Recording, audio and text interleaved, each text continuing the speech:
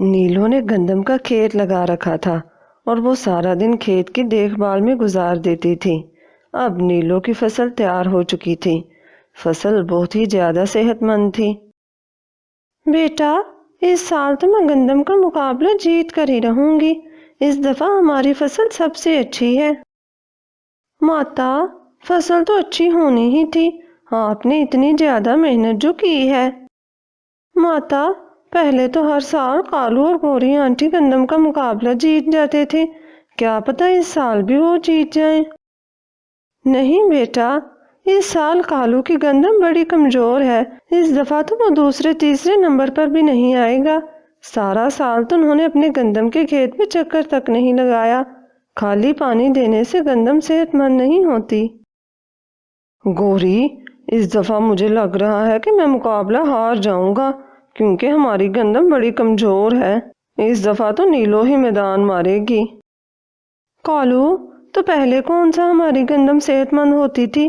ہم ہر دفعہ دوسروں کی بوریاں رات کو چرا کر اپنے کھیت میں رکھ لیتے تھے اور مقابلے کے سمے ہماری بوریاں زیادہ ہو جاتی تھیں۔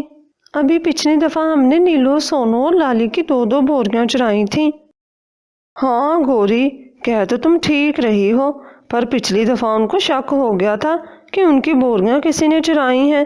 وہ تو اوپر والے کی کرپا ہوئی، میں نے ان کی بوریوں سے گندم نکال کر اپنی بوریوں میں ڈال لی، پر اس دفعہ وہ گندم کی کٹائی کے دوران کھیتوں میں ہی رہیں گی۔ کالو، پھر ہمیں کوئی اور چال چلنی ہوگی جس سے ہم پر کسی کو کوئی شک بھی نہ ہو اور ہم مقابلہ بھی جیت جائیں۔ گندم کی کٹائی میں کچھ ہی دن رہ گئے تھے کہ سبھی پنچھی ایک دوسرے کی گندم کا حساب لگا رہے تھے کہ کس کی کون سی پوزیشن آئے گی۔ نیلو بہن، اس دفعہ تم ہی پہلے نمبر پر آؤ گی۔ سرکار اس دفعہ سونے کا تاج تم کو ہی پہنا کر جائے گی۔ سونو بہن، تمہارے منہ میں گھی شکر، آپ کا بھی اس دفعہ دوسرا نمبر پکا ہے۔ نیلو، یہ فیصلہ تو سرکار کرے گی کہ کس کی فصل زیادہ ہونی ہے۔ میری فصل بھی کسی سے کم نہیں، یہ صرف دکھنے میں ہی کم لگتی ہے۔ سونو بہن، اس دفعہ ہم گندم کی کٹائی کے سمے کھیتوں میں ہی رہیں گے، پچھلی دفعہ بھی ہماری گندم کم پڑ گئی تھی۔ گندم کی کٹائی میں کچھ ہی دن رہ گئے تھے، کالو اور گوری کی جان پر بنی تھی۔ گوری، میرے دماغ میں ایک یوجنا آئی ہے، اس دفعہ ہم نیلو اور سونو کی گندم چرا نہیں سکتے، پر کم ضرور کر سکتے ہیں۔ کالو، بھلا بنا چرائے گندم کم کیسے ہو سکتی ہے؟ گوری، اب تم دیکھتی جانا میں کیا کرتا ہوں۔ میں تمہیں بھی کچھ نہیں بتاؤں گا، لیکن پہلے نمبر پر آ کر دکھاؤں گا۔ تم ادھر ہی رکو، میں ابھی آتا ہوں۔ پھر کالو وہاں سے چلا جاتا ہے۔ کالو سیدھا ایک بل کے پاس جاتا ہے۔ بنٹی بھائی کہاں ہو؟ باہر نکلو، میں تمہارا متر کالو آیا ہوں۔ تبھی بل سے ایک بنٹی نامی چوہا باہر نکل کر آتا ہے۔ میں تمہارا بھائی کیسے ہو سکتا ہوں؟ تم تو 1 نمبر کے چور ہو، میں چوروں کے منہ کم ہی لگتا ہوں۔ اچھا، تو تم بڑے دیالو ہو، تم بھی تو دوسروں کا بھوجن چراتے ہو، میں تمہارے فائدے کے لیے ہی آیا ہوں۔ فائدہ؟ اور وہ بھی تم سے؟ بھائی سیدھی بات کرو، میرا سمے ضائع مت کرو۔ بات یہ ہے کہ 5 دن بعد ہمارے جنگل میں سرکار گندم کا مقابلہ کروائے گی، جس کی گندم زیادہ ہوگی اسے سونے کا تاج ملے گا۔ میری گندم اس دفعہ کمزور ہے، میں چاہتا ہوں کہ یہ مقابلہ میں جیتوں۔ اگر تم میری مدد کرو گے تو میں تمہیں اپنی آدھی گندم دے دوں گا۔ پر مجھے کرنا کیا ہوگا؟ میں کوئی جادوگر تھوڑی نہ ہوں جو تمہاری فصل زیادہ کر دوں۔ تم نیلو اور سونو کی فصل کو اپنے تیز ترین دانتوں سے کاٹ کر یہاں لے آؤ گے، اس طرح ان کی گندم کم پڑ جائے گی۔ تم اپنے کچھ ساتھیوں کو بھی ساتھ ملا لینا، اس طرح تمہارے پاس سال بھر کی گندم ہو جائے گی۔ اگر میں پکڑا گیا تو میں سیدھا تمہارا نام لوں گا، اس طرح میں پھانسی سے تو بچ جاؤں گا، کیونکہ سرکار نے چوری کی سزا پھانسی رکھی ہے۔ کھیت کے باہر پنچھی نگرانی کر رہے ہیں، تم ایک سرنگ کھود کر کھیت میں جاؤ گے، اس طرح تمہیں اور تمہارے ساتھیوں کو کوئی دیکھ بھی نہیں سکے گا۔ اور ہاں، دھیان رہے گندم کو بیچ بیچ میں سے جڑ سے کاٹنا۔ ٹھیک ہے، کام ہو جائے گا، لیکن اگر تم اپنے وعدے سے پھر گئے تو میں سب کو بتا دوں گا۔ تم چنتا نہ کرو، میں اپنا وعدہ پورا کروں گا۔ پھر اگلے دن بنٹی چوہا اپنے ساتھیوں کو بلاتا ہے اور ان سے ساری بات کرتا ہے۔ اب ہمیں سال بھر بھوجن کی کوئی فکر نہیں ہوگی۔ گوری، اب تم دیکھنا میں کیسے یہ مقابلہ جیتتا ہوں۔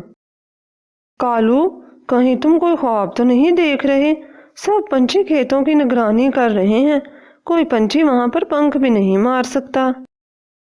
بنٹی چوہا 3 دن کے اندر ہی اپنے ساتھیوں کی مدد سے سرنگ کھود دیتا ہے اور گندم کاٹنا شروع کر دیتا ہے۔ گندم کے مقابلے میں 2 دن باقی رہ گئے تھے۔ سبھی چوہے ایک ہی دن میں ڈھیر سارے گندم کے پودے کاٹ کر سرنگ کے ذریعے لے جاتے ہیں اور کسی کو کانوں کان خبر بھی نہیں ہوتی۔ بیٹا، آج ہم گندم کی کٹائی شروع کریں گے، کل مقابلہ ہوگا۔ پھر نیلو گندم کی کٹائی پر کچھ پنچھیوں کو لگا دیتی ہیں۔ اس طرح مقابلے کے دن سبھی پنچھی اپنی اپنی فصل کی کٹائی کر چکے ہوتے ہیں۔ سبھی رات بھر اپنے اپنے کھیت کی رکھوالی کرتے ہیں۔ تبھی 2 سرکاری افیسر آتے ہیں جو سب کی گندم کی باری باری جانچ کرتے ہیں۔ جب افیسر گندم کی گٹھیاں گن لیتے ہیں تو وہ پوزیشنز کا اعلان کرنے کے لیے اسٹیج پر آ جاتے ہیں۔ ہمارے اس جنگل کے پنچھی بہت محنتی ہیں اور ہر سال کی طرح اس بار بھی آپ نے ہی گندم کا مقابلہ جیتا ہے۔ پہلے نمبر پر آنے والے پنچھی کا نام کالو ہے، جس کی 500 گندم کی گٹھی ہوئی، جبکہ دوسرا نمبر نیلو کا ہے، جس کی 490 گٹھی گندم ہوئی، اور تیسرا نمبر سونو کا ہے، جس کی 450 گٹھی گندم ہوئی۔ اس طرح اس سال بھی کالو کو ہی سونے کا تاج پہنا دیا جاتا ہے۔ یہ دیکھ کر تو گوری کی خوشی کی کوئی انتہا ہی نہیں تھی۔ سر، میرے ساتھ ناانصافی ہوئی ہے، میری گندم سب سے زیادہ تھی، میری گندم اس دفعہ پھر چوری کی گئی ہے، مجھے 1 دن کا سمے دیا جائے، میں چوری ثابت کر کے ہی رہوں گی اور کالو سے تب تک تاج واپس لے لیا جائے۔ سبھی پنچھیوں کے کہنے پر کالو سے 1 دن کے لیے تاج واپس لے لیا جاتا ہے۔ نیلو سونو کے ساتھ کھیت میں جاتی ہے، اسے ایک جگہ ایک سرنگ نظر آتی ہے۔ سونو بہن، یہ دیکھو، اس جگہ سرنگ ہے، مجھے لگتا ہے یہ کام چوہوں کا ہے، انہوں نے ہی میری گندم چوری کی ہے۔ یہاں پاس ہی ایک بنٹی چوہا رہتا ہے اور اس کے کچھ ساتھی بھی رہتے ہیں، ہمیں جا کر ان سے بات کرنی ہوگی۔ پھر نیلو اور سونو بنٹی چوہے کے پاس جاتے ہیں۔ بنٹی بھائی، ذرا باہر تو آنا، ہمیں تم سے ضروری کام ہے۔ بنٹی بھائی، ہمیں تم پر شک ہے کہ تم نے ہماری گندم چرائی ہے، ہم ابھی بھی گندم کے کھیت میں سرنگ دیکھ کر آئے ہیں، اگر تم سچ بتا دو تو ہم تمہیں کچھ نہیں کہیں گے، ورنہ ہم سرکار سے کہہ کر سزا دلوائیں گے، سرنگ تو چوہے ہی نکال سکتے ہیں نا۔ بنٹی ڈر جاتا ہے اور وہ کالو کا نام لے لیتا ہے۔ نیلو بہن، مجھے معاف کر دو، میں لالچ میں آ گیا تھا، کل ہی تمہارے ساتھ جا کر سرکار کو بتا دوں گا، پر تم مجھے سزا نہیں دلواؤ گی۔